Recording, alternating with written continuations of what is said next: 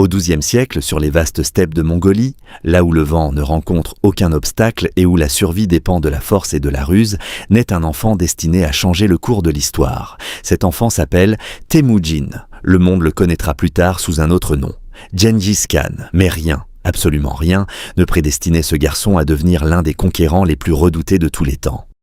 Temujin naît vers 1162, dans une tribu nomade. Son père est un chef respecté, mais leur vie bascule brutalement lorsque ce dernier est empoisonné par des ennemis. Temujin n'a alors que 9 ans, sa famille est abandonnée par son propre clan, livrée à elle-même dans un environnement impitoyable. Commence alors une enfance marquée par la faim, le froid et la violence.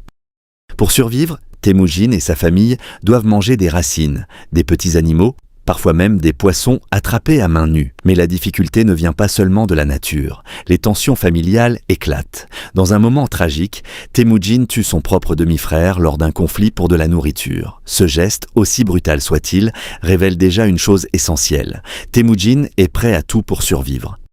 Quelques années plus tard, il est capturé par une tribu rivale et réduit en esclavage. Enchaîné, humilié, privé de liberté, tout semble perdu. Pourtant, il parvient à s'échapper, aidé par une famille qui voit en lui quelque chose de spécial. Cet épisode marque un tournant. Temujin comprend qu'il ne pourra jamais survivre seul. Il lui faut des alliés.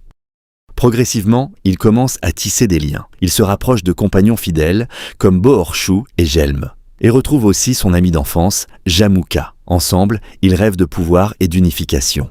Mais dans les steppes mongoles, la loyauté était fragile. Temujin se distingue rapidement par une idée révolutionnaire. Il ne juge pas les hommes selon leur origine, mais selon leur mérite. Peu importe que vous soyez noble ou simple berger, ce qui compte, c'est votre valeur. Cette vision attire à lui de nombreux partisans. Cependant, elle crée aussi des ennemis. Son ancien allié, Jamukha, attaché aux traditions aristocratiques, se retourne contre lui. Une guerre éclate entre les deux hommes. Ce conflit est brutal, sanglant, et marque profondément Temujin, mais il en sort victorieux. Au fil des années, il affronte et soumet les différentes tribus mongoles. Tatars, Merkits, Naïmans, un à un, ses ennemis tombent. Et en 1206, lors d'une grande assemblée appelée Kurultai, Temujin est proclamé Gengis Khan, ce qui signifie souverain universel. C'est la naissance de l'empire mongol, mais pour Gengis Khan, ce n'est que le début. Il entreprend une transformation radicale de son peuple. Il impose des lois strictes, connues sous le nom de yassa. Il réorganise l'armée selon un système décimal extrêmement efficace. Groupe de 10, 100, 1000 et 10 000 soldats. La discipline est absolue. La loyauté est récompensée. La trahison est punie sans pitié. Son armée devient rapidement une machine de guerre redoutable. Les cavaliers mongols sont rapides, mobiles, capables de tirer à l'arc avec une précision incroyable tout en galopant. Gengis Khan comprend aussi l'importance de la stratégie. Il utilise la peur comme une arme. Lorsqu'une ville résiste, elle est détruite. Lorsqu'elle se rend, elle est épargnée. Le message est clair, résister, c'est mourir. Son premier grand objectif est la Chine. À cette époque, le territoire chinois est divisé. Au nord, la dynastie Jin domine. Gengis Khan lance ses premières campagnes contre eux au début du XIIIe siècle. Ses troupes traversent la Grande Muraille, contournent les défenses et utilisent des tactiques inattendues. Les Mongols ne sont pas seulement des guerriers des steppes, ils s'adaptent. Ils apprennent à assiéger les villes, à utiliser des machines de guerre, souvent grâce à des ingénieurs capturés. Les villes tombent les unes après les autres. En 1215, Pékin est prise et pillée. C'est un choc immense pour le monde chinois. Mais pendant que ses armées avancent à l'est, Gengis Khan tourne aussi son regard vers l'ouest. Un événement va déclencher une guerre encore plus vaste. Une caravane mongole est attaquée et massacrée dans l'empire du Khwarezm, un puissant État situé en Asie centrale. Gengis Khan demande réparation.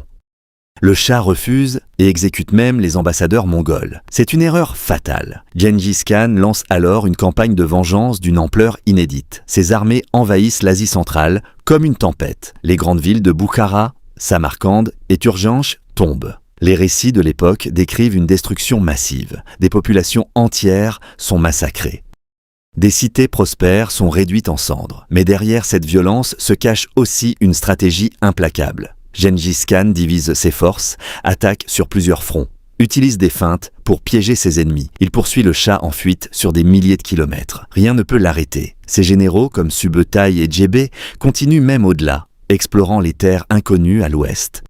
Ils atteignent les frontières de l'Europe de l'Est, battant des armées russes et infligeant une défaite écrasante lors de la bataille de la rivière Khalkha en 1223. Le monde commence à comprendre qu'une nouvelle puissance est en train de redessiner la carte. Pourtant, Gengis Khan n'est pas seulement un conquérant, il est aussi un administrateur. Il met en place un système de communication rapide à travers l'Empire, avec des relais de chevaux appelés yam.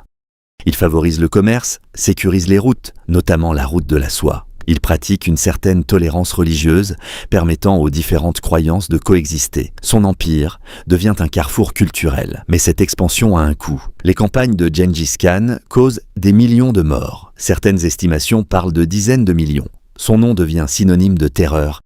Et pourtant, pour ces hommes, il est un leader exceptionnel. Il partage le butin, il récompense la loyauté, il écoute les conseils de ses généraux. Vers la fin de sa vie, Gengis Khan retourne vers l'Est pour achever la conquête du royaume Tangut dans le nord-ouest de la Chine. C'est au cours de cette campagne, en 1227, qu'il meurt. Les circonstances exactes de sa mort restent floues.